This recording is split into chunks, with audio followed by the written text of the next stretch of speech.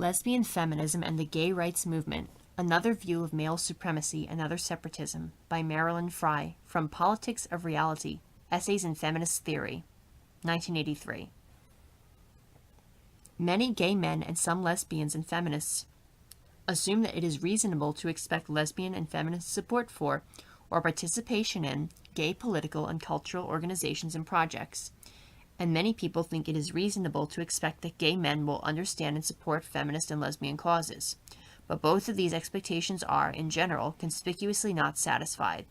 With a few exceptions, lesbians, and in particular feminist lesbians, have not seen gay rights as a compelling cause, nor found association with gay organizations rewarding enough to hold more than temporary interest. With perhaps even fewer exceptions, gay men do not find feminist or lesbian concerns to be close enough to their own to compel either supportive political action or serious and attentive thought. Gay political and cultural organizations which ostensibly welcome and act in behalf of both gay men and gay women generally have few, if any, lesbian members, and lesbian and feminist political and cultural organizations, whether or not they seek or accept male membership, have little, if any, gay male support. All of us deviants suffer from the fact that the dominant culture is, at least publicly, intolerant of deviations from what might be called missionary sexuality.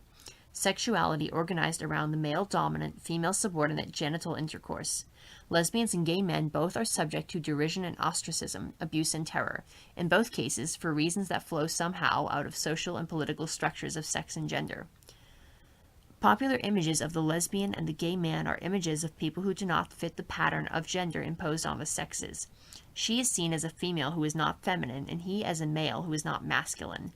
In many states and locales, lesbians and gay men find themselves joined under a common political necessity when they must battle a proposition this or that, which will legally sanction their civil injury, or are under assault by such groups as the Moral Majority or the Ku Klux Klan. Gay men seem to many women to be less sexist than straight men, presumably because gay men are not interested in women sexually, and the feminist commitment to individual sexual self-determination includes, for most feminists, a commitment to gay rights. Such things might lead one to suppose that there is, in fact, a cultural and political affinity between gay men, on the one hand, and women, lesbians and/or feminists, on the other, and then to assume that the absence of any firm and general alliance here must be explained by there being some sort of hitch or barrier, some accidental factor of style, language, or misinformation, which obscures the common interest or makes cooperation difficult. I do not share this supposition and assumption. A culture hostile to any but missionary sexuality is also hostile to women. The culture is a sexist, a misogynist, a male supremacist culture. Because of this cultural reality, the worlds of what the clinicians would call homosexual women and men are very different. We deviate from very different norms. Our deviations are situated very differently in the male supremacist worldview and political structure. We are not objects of the same phobias and loathings. If some of us feel some threads of sympathy connecting us and therefore would want to be friends to each other's causes, the first thing we should do is to seek a just understanding of the differences which separate us. But these differences turn out to be so profound as to cast doubt on the assumption that there is any basic cultural or political affinity here at all upon which alliances could be built. A look at some of the principles and values of male supremacist society and culture suggests immediately that the male gay rights movement and gay male culture, as they can be known in their public manifestations, are in many central points considerably more congruent than discrepant with this phallocracy, which is in turn so hostile to women and to the woman-loving to which lesbians are committed. Among the most fundamental of those principles and values are the following. 1. The presumption of male citizenship. 2. Worship of the penis. 3. Male homoeroticism or man-loving. 4. Contempt for women or woman-hating. 5. Compulsory male heterosexuality. And 6. The presumption of general phallic excess. As one explores the meanings of these principles and values, gay and straight male cultures begin to look so alike that it becomes something of a puzzle as to why straight men do not recognize their gay brothers, as they certainly do not, much to the physical and psychological expense of the latter. 1. The presumption of male citizenship is the principle that if and only if someone is male, he has a prima facie claim to a certain array of rights, such as the rights to ownership and disposition of property, to physical integrity and freedom of movement, to having a wife and to paternity, to access to resources for making a living, and so forth. Though dominant men accept amongst themselves certain sorts of justifications for abridging and denying such rights of men, e.g., the necessity of raising an army, the presumption is on the side of their having these rights. If others deny a man these rights arbitrarily, that is, apparently without recognizing that such denial requires certain sorts of justification, then the implication arises that he is not really fully a man or a male. If he accepts the burden of proof, this too would suggest that he is not really a fully man or male. Thus, what is called discrimination, the arbitrary abridgment of men's rights, abridgment not accompanied by certain sorts of justification, is felt as emasculating, and those whose rights are abridged are inclined to respond by asserting their manhood. Civil rights movements of various sorts in this country, under male leadership, have tended to take this approach, which obviously does not question but relies upon the underlying presumption of male citizenship. A civil rights feminism, even one which means to be moderate, is pushed towards challenging this presumption, hence toward a more radical challenge to the prevailing order, by the fact that its constituency is women. Women's only alternative to the more radical challenge is that of claiming the manhood of women, which has been tried and is not in my estimation as absurd as it may sound, but that claim is not easy to explain or to incorporate in persuasive political rhetoric. Since the constituency of the male gay rights movement is very overtly and definitively classified and degraded as womanish or effeminate, it might seem that a logical and proud gay political strategy would be to demand citizenship as women, the strategy of challenging the presumption of male citizenship. Some individual gay men lean towards this, and thus to political kinship with women, but the gay rights movement generally has taken the course of claiming the manhood of its constituents, supposing that the presumption of gay men's rights will follow upon the acknowledgement of this. In doing so, they acquiesce in and support the reservation of full citizenship to males, and thus align themselves with the political adversaries of feminism. It is indeed true that gay men, generally speaking, are really men, and thus by the logic of phallocratic thinking ought to be included under the presumption of male citizenship. In fact, as some gay men have understood, even if the popular mind has not, gay men generally are in significant ways, perhaps in all important ways, only more loyal to masculinity and male supremacy than other men. 2. In phallocratic culture, the penis is deified, fetishized, mystified, and worshipped. Male literature proves with convincing redundancy that straight men identify with their penises and are simultaneously strangely alienated from them. The culture is one in which men are not commonly found laughable when they characterize the female as a castrated male. It is a culture in which an identification of the penis with power, presence, and creativity is found plausible. Not the brain, the eyes, the mouth, or the hands, but the penis. In that culture, any object or image which at all resembles or suggests the proportions of an erect penis will be imbued with or assumed to have special mythic, semantic, psychological, or supernatural powers. There is nothing in gay male culture or politics as they appear on the street, in bars, in gay media, which challenges this belief in the magic of the penis. In the straight culture, worship of the penis in symbolic representations is overt and common, but men's love of penises in the flesh tends to be something of a closet affair, expressed privately or covertly, or disguised by humor or roughhousing. Gay men generally are only much more straightforward about it, less ambivalent, less restrained, and more overt. If worship of the phallus is central to phallocratic culture, then gay men, by and large, are more like ardent priests than infidels, and the gay rights movement may be the fundamentalism of the global religion, which is patriarchy. In this matter, the congruence of gay male culture with straight male culture and the chasm between these and women's cultures are great indeed. Women generally have good experiential reason to associate negative values and feelings with penises, since penises are connected to a great extent with their degradation, terror, and pain. The fear or dread this can generate might be a close relative of worship, but there is also the not so uncommon experience of boredom, frustration, and alienation in the sorts of encounters with penises which are advertised as offering excitement, fulfillment, and transcendence.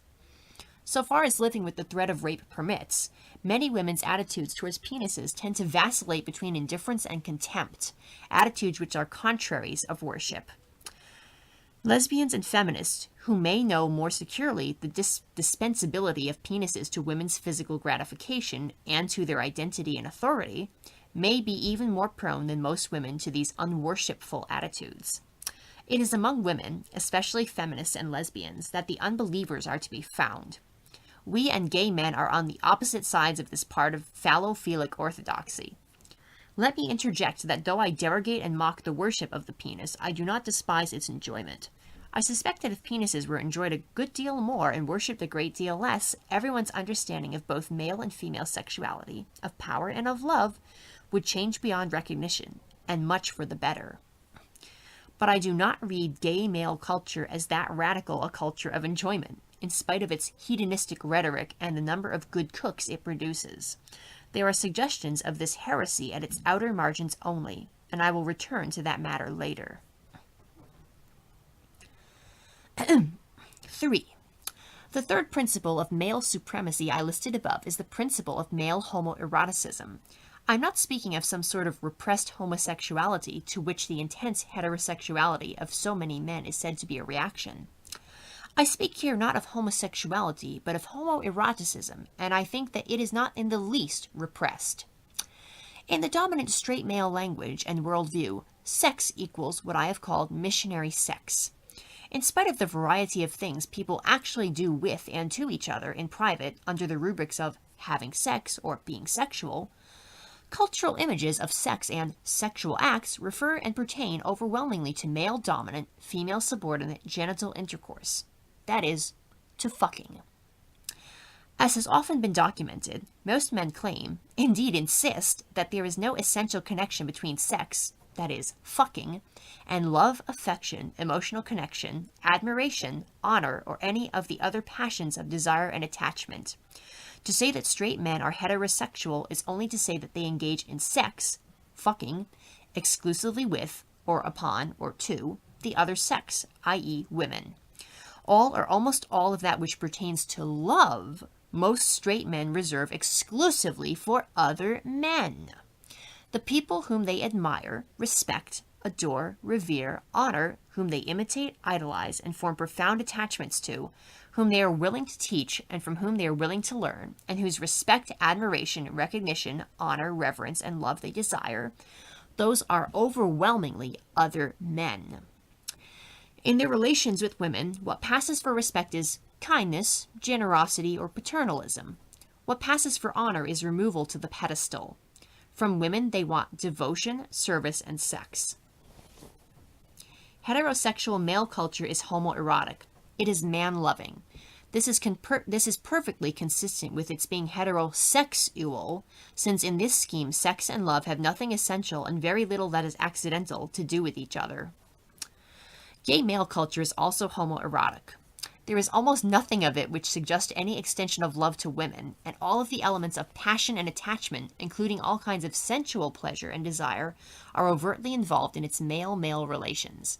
Man-loving is, if anything, simply more transparent to the lovers and more complete for gay men than for straight men. Lesbian and lesbian feminist culture is also, of course, generally homoerotic.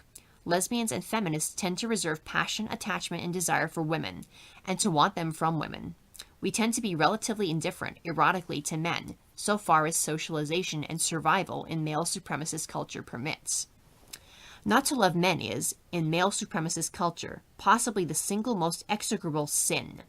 It is indicative of this, I think, that lesbians or feminist indifference to men is identified directly as man-hating. Not to love men is so vile in this scheme of values that it cannot be conceived as merely the negative thing that it is, a simple absence of interest, but must be seen as positive enmity.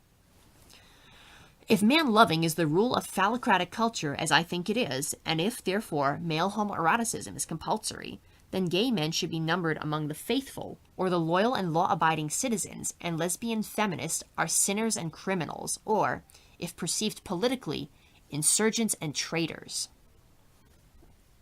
4. Given the sharpness of the male-female and masculine-feminine dualism of phallocratic thought, woman-hating is an obvious corollary of man-loving.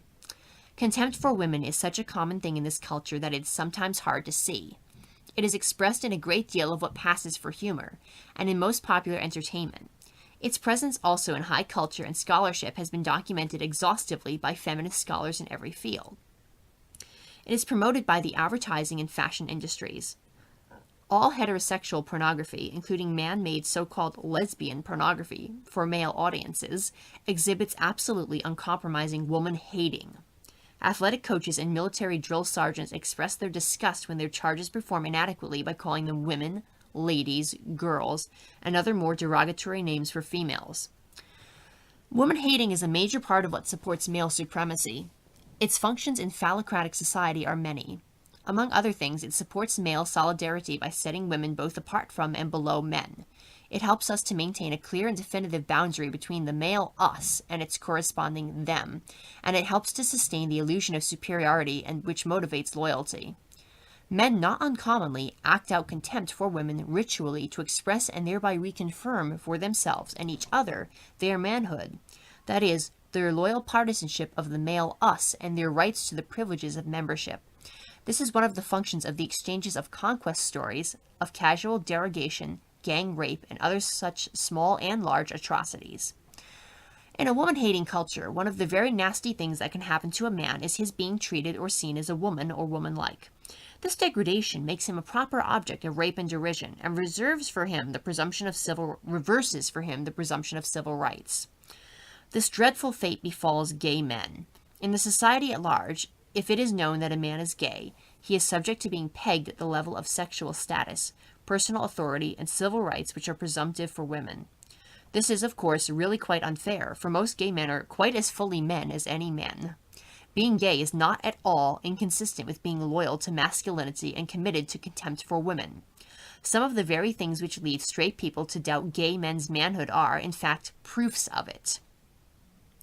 One of the things which persuades the straight world that gay men are not really men is the effeminacy of style of some gay men and the gay institution of the impersonation of women, both of which are associated in the popular mind with male homosexuality. But as I read it, gay men's effeminacy and donning of feminine apparel displays no love of or identification with women or the womanly. For the most part, this femininity is affected and is characterized by theatrical exaggeration. It is a casual and cynical mockery of women, for whom femininity is the trappings of oppression, but it is also a kind of a play, a toying with what is taboo. It is naughtiness indulged in, I suspect, more by those who believe in their immunity to contamination, by those with any doubts or fears. Cocky lads who are sure of their immortality are the ones who do acrobatics on the ledge 5 stories above the pavement.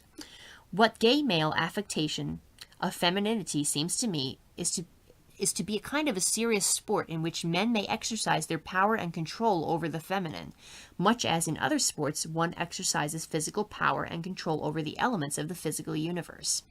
Some gay men achieve, indeed, prodigious mastery of the feminine, and they are often treated by those in the know with the respect due to heroes. But the mastery of the feminine is not feminine. It is masculine. It is not a manifestation of woman-loving, but of woman-hating. Someone with such mastery may have the very first claim to manhood. All this suggests that there is more than a little truth in the common claim that homophobia belongs most to those least secure in their masculinity. Blatant and flagrant gay male effeminacy ridicules straight men's anxious and superstitious avoidance of the feminine. And there are gay men who are inclined to cheer this account, to feel smug and delighted at an analysis like this which suggests that they are superior to other men, that is, superior in their masculinity. They clearly reveal thereby that they do indeed pass the contempt for women test of manhood.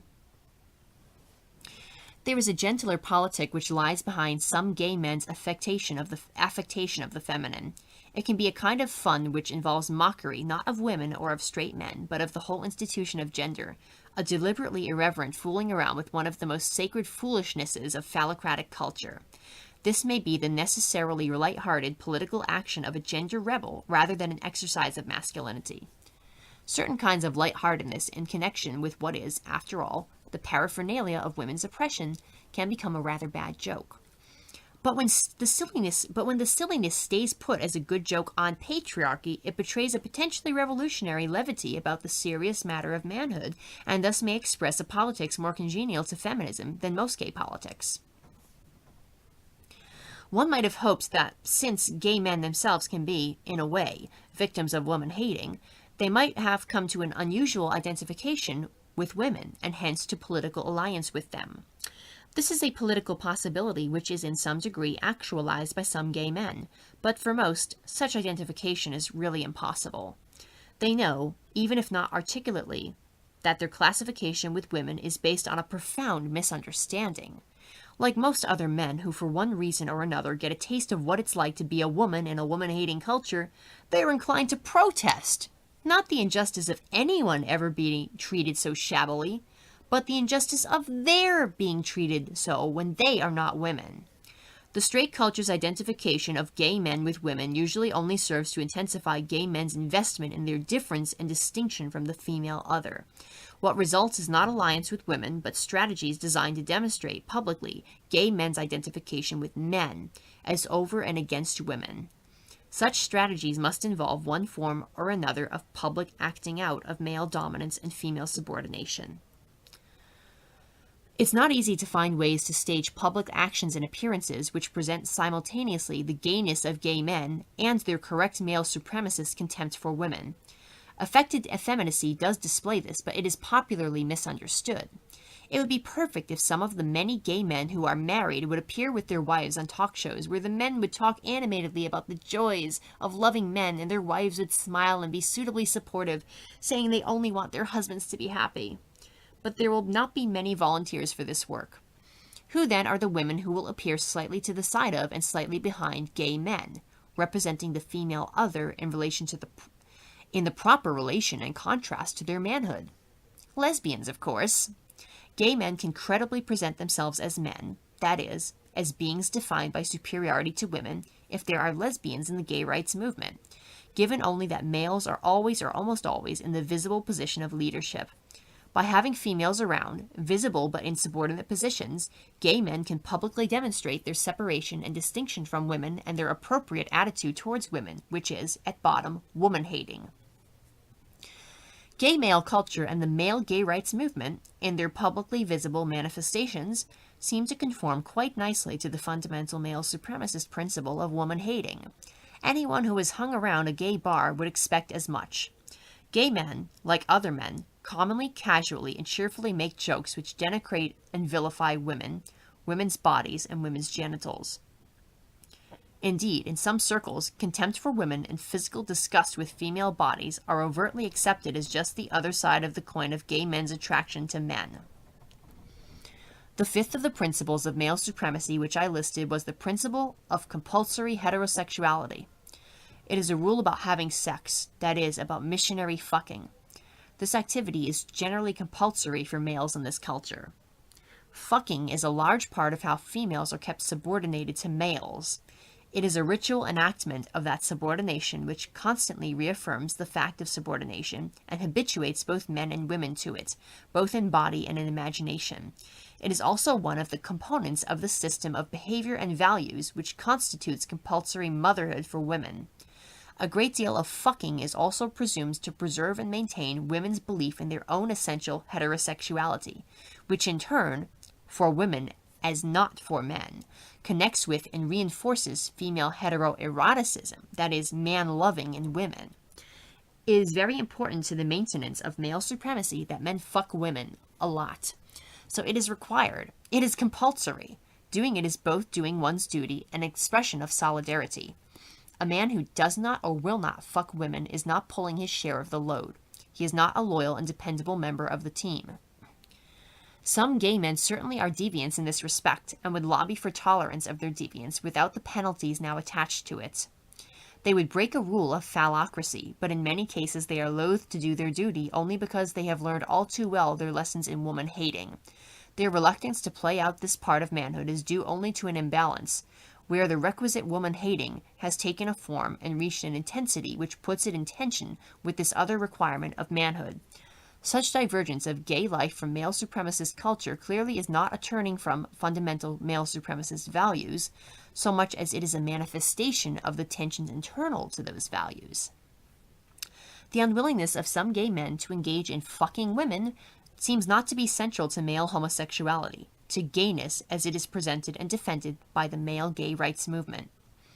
The latter seems for the most part tolerant of the requirement of heterosexuality. Its spokesmen seem to demand merely that men not be limited to heterosexuality, that is, that genital contact and intercourse be permitted as part of their homoerotic relationships with other men. They point out that a great many gay men are married, and that many men who engage in what is called homosexuality also do fuck women. That is, they are normal and dutiful men. They point out how many gay men are fathers. I do not pretend to know the demographics here, how many gay men do fuck women or have impregnated women, nor even how many are committed to this line of persuasion in their roles as gay rights activists. But this is one of the themes in gay rights rhetoric. Men who take such a line are, again, no particular political allies of women. They maintain their solidarity with other men in respect of this aspect of keeping the system going, and only want credit for it in spite of some of their other activities and proclivities. 6. We now come to the only one of the fundamental principles of male supremacist culture and society where there really is an interesting divergence between it and the values and principles of what it labels male homosexuality. Even here, the situation is ambiguous, for the male gay rights movement only wants too much of something that is really already very dear to straight men. Men in general in this culture consider themselves, by virtue of their genital maleness, to have a right to access to whatever they want. The kinds of limitations they recognize to this general accessibility of the universe to them are limitations imposed by other men through such things as systems of private property, the existence of the state, and the rules and rituals of limitations of violence among men. In their identification with mankind, they recognize no limitations whatsoever on their access to anything else in the universe, with the possible exception of those imposed by the physical requirements of mankind's own survival, and they may even ignore or scoff at those out of some strange belief in mankind as immortal and eternal. The translation of this cosmic male arrogance to the level of the individual male body is the individual's presumption of the almost universal right to fuck, to assert his individual male dominance over all that is not himself by using it for his phallic gratification or self-assertion at either a physical or a symbolic level. Any physical object can be urinated on or in, or ejaculated on or in, or penetrated by his penis, as can any non-human animal or any woman, subject only to limitations imposed by property rights and local social mores. And even those are far from inviolable by the erect penis, which, they say, has no conscience. The one general and nearly inviolable limitation on male phallic access is that males are not supposed to fuck other males, especially adult human males of their own class, tribe, race, etc. This is the one important rule of phallocratic culture that most gay men do violate, and this violation is central to what is defended and promoted by the male gay rights movement. But note the form of this deviation from the rules of the male supremacist game. It is refusing a limitation on phallic access. It is a refusal to restrain the male self. It is an excess of phallic arrogance. The fundamental principle is that of universal phallic access. What is in dispute is only a qualification of it. Gay male culture does not deny or shun the principle, it embraces it. A large part of what maintains male supremacy is the constant cultivation of masculinity in genital males. Masculinity involves the belief that, as a man, one is the center of a universe which is designed to feed and sustain one and to be ruled by one, as well as the belief that anything which does not conform to one's will may be, perhaps should be, brought into line by violence. Thus far, there really would not be room in the universe for more than one masculine being. There must be a balancing factor, something to protect the masculine beings from each other. Sure enough, there is a sort of incest taboo built into standard masculinity. A properly masculine being does not prey upon or consume other masculine beings in his kin group. It is a moderating theme, like the rule of honor among thieves. Within the kin group, masculine beings may compete in various well-defined and ritualistic ways, but they identify with each other in such a way that they cannot see each other as the other, that is, as raw material for the gratification of the appetites.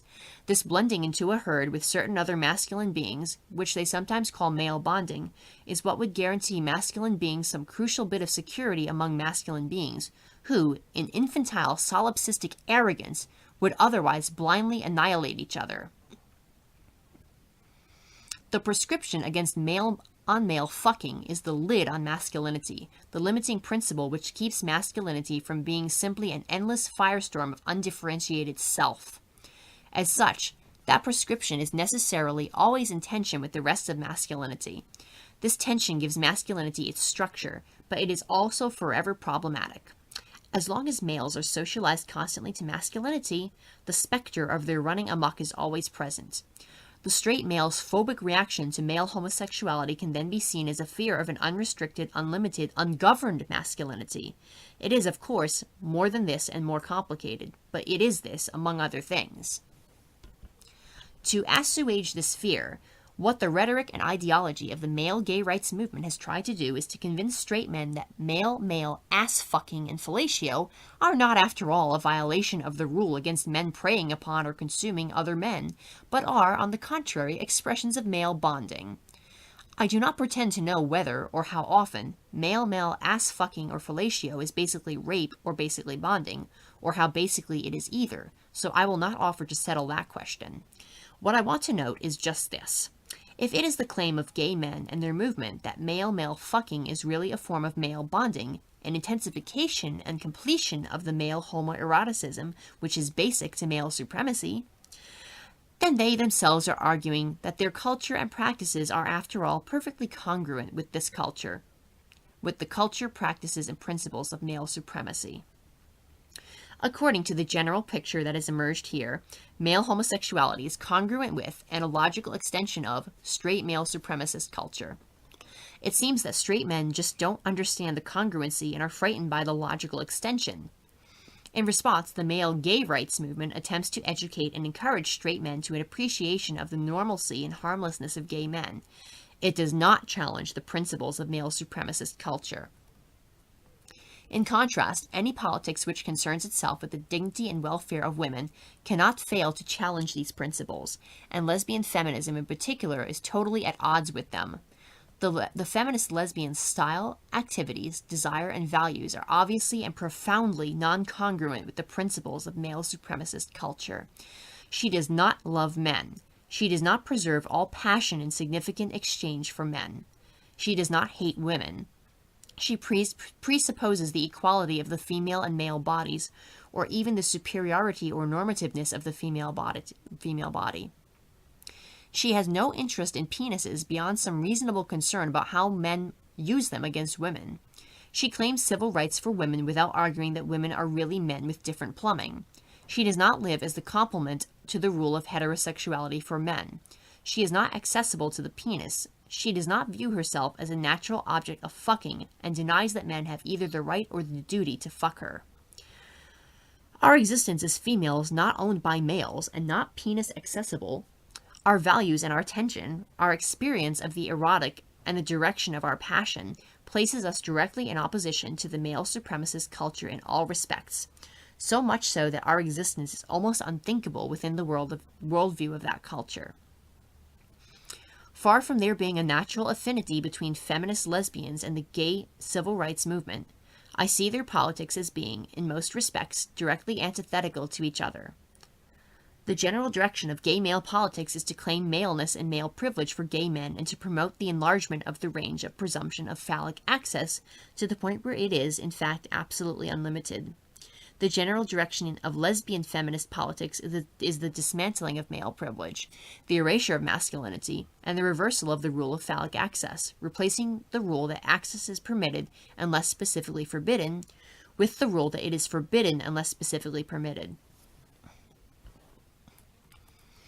There are other possibilities. Gay men at least those who are not of the upper economic classes and are not white, do experience the hatred and fear and contempt of straight men, do experience ostracism and the abridgment of rights, or live with the threat thereof. Gay men are terrorized and victimized significantly more than other men of their class and race by the bullies, muggers, and religious zealots of the world. They do tolerate, as do women, legal and non-legal harassment and insult no self-respecting person should ever tolerate. Out of this marginalization and victimization, there could and should come something more constructive, progressive, indeed revolutionary, than a politics of assimilation which consists mainly of claims to manhood and pleas for understanding.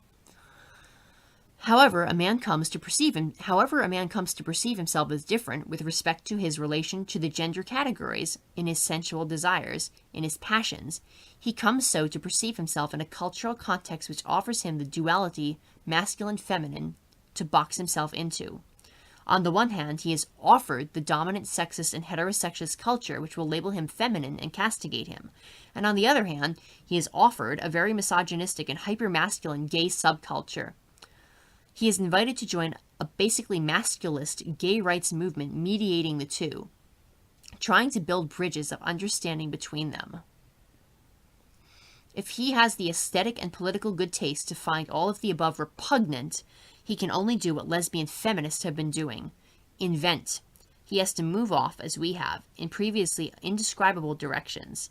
He has to invent what maleness is when it is not shaped and hardened into straight masculinity, gay hypermasculinity, or effeminacy. For a man even to begin to think such invention is worthwhile or necessary is to be disloyal to phallocracy. For a gay man, it is to be the traitor to masculinity that the straight men always thought he was. Any man who would be a friend to women must come to understand the values and principles of phallocratic culture and how his own wife is interwoven with them, and must reject them and become disloyal to masculinity. Any man who would do this has to reinvent what being a man is. The initial intuition which many of us have had that gay men may be more prone than straight men to being friends to women has, perhaps, this much truth in it.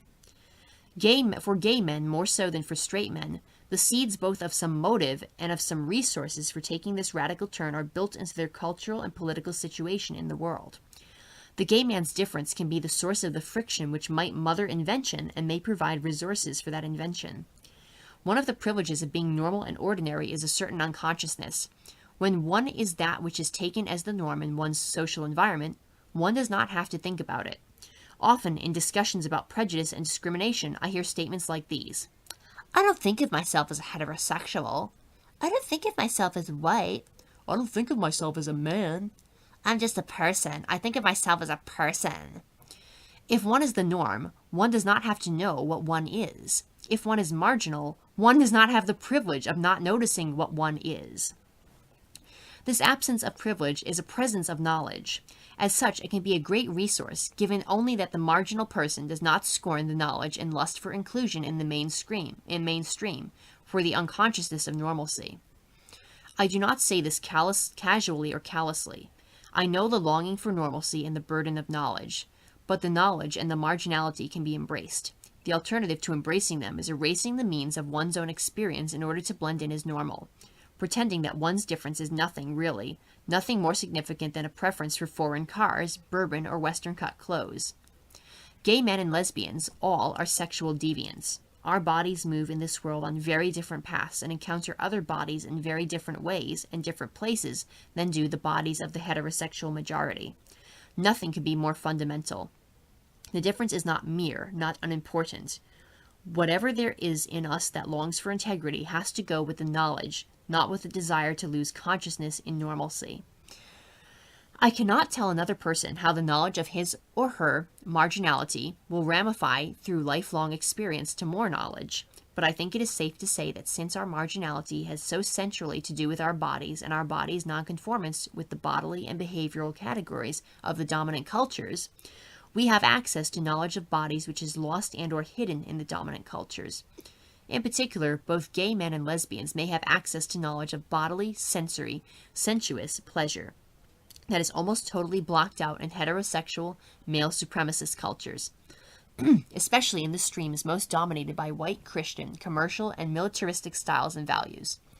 To the extent that gay male culture cultivates and explores and expands its tendencies to the pursuit of simple bodily pleasure, as opposed to its tendencies to fetishism, fantasy, and alienation, it seems that it could nurture very radical, hitherto unthinkable, new conceptions of what it can be to live as a male body.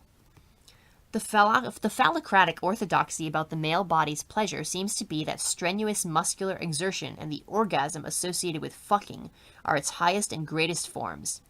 This doctrine suits the purposes of a society which requires both intensive fucking and a population of males who imagine themselves as warriors. But what bodily pleasures there are in the acts which express male supremacy and physical dominance are surely not the paradigms, nor the span, nor the height, nor depth of the pleasure available to one living as a male body. There is some intuition of this in gay male culture, and the guardians of male supremacism do not want it known. A direct and enthusiastic pursuit of the pleasures of the male body will not, I suspect, lead men to masculinity, will not direct men to a life of preying on others and conquering nature, any more than pursuit of bodily pleasure leads women to monogamous heterosexuality and femininity. I can only recommend that men set themselves to discovering and inventing what it would lead to. Another general thing that can safely be said about the resources provided by marginality is that marginality opens the possibility of seeing structures of the dominant culture which are invisible from within it. It is a peculiar blessing both of gay men and of lesbians that in many ways we are both citizen and exile, member of the family and stranger. Most of us were raised straight. Many have been straight, and many of us can and do pass as straight much of the time. Most of us know that straight world from the inside, and if we only will, from its outer edge. We can look at it with the accuracy and depth provided by binocular vision. With the knowledge available to us from our different perches at the margins of things, we can base our inventions of ourselves, inventions of what a woman is and of what a man is, on a really remarkable understanding of humans and human society as they have been constructed and misconstrued before. If only we will. The will is a most necessary element. It has been the political policy of lesbian feminists to present ourselves publicly as persons who have chosen lesbian patterns of desire and sensuality. Whether as individuals we feel ourselves to have been born lesbians or to be lesbians by decision, we claim as morally and politically conscious agents a positive choice to go with it, to claim our lesbian, to take full advantage of its advantages. This is central to our feminism, that women can know their own bodies and desires, interpret their own erotic currents, create and choose environments which encourage chosen changes in all these, and that a female eroticism that is independent of males and of masculinity is possible and can be chosen. We claim these things and fight in the world for all women's liberty to live them without punishment and terror, believing also that if the world permits self-determined female eroticism, it will be a wholly different world. It has generally been the political policy of the male-dominated gay rights movement to deny that homosexuality is chosen or worthy of choice. In the public arena, that movement's primary stance has been, "We would be straight if we had the choice, but we don't have a choice," supplemented by, "We're really just human, just like you." The implication is that it is only human to want to be straight, and only too human to have flaws and hang-ups. While apologizing for difference by excusing it as something over which one has no control, this combination of themes seeks to drown that same difference in a sentimental wash of common humanity. For the benefits of marginality to be reaped, marginality must in some sense be chosen. Even if in one's own individual history, one experiences one's patterns of desire as given and not chosen, one may deny, resist, tolerate, or embrace them. One can choose a way of life which is devoted to changing them, disguising oneself or escaping the consequences of difference, or a way of life which takes on one's difference as integral to one's stance and location in the world. If one takes the route of denial and avoidance, one cannot take difference as a resource. One cannot see what is to be seen from one's particular vantage point or know what can be known to a body so located if one is preoccupied with wishing one was not there, denying the peculiarity of one's position, disowning oneself. The power available to those who choose, who decide in favor of deviance from heterosexual norms, can be very great. The choosing, the deciding, challenges doctrines of genetic determinism which obscure the fact that heterosexuality is a part of politics. The choosing challenges the value placed on heterosexual normacy. And the choosing places the choosing agent in a position to create and explore a different vision. Many gay men, including many of those in positions of leadership in the gay rights movement, have not wanted this kind of power. They have not wanted any fundamental change of politics and society or any radical new knowledge, but rather have only wanted their proper, usually white male, share of the booty. But others have begun to understand the potentially healing and revelatory power of difference and are beginning to commit themselves to the project of reinventing maleness from a positive and chosen position at the outer edge of the structures of masculinity and male supremacism. If there is hope for a coordination of the efforts and insights of lesbian feminists and gay men, it is here at the edges that we may find it, when we are working from chosen foundations in our different differences.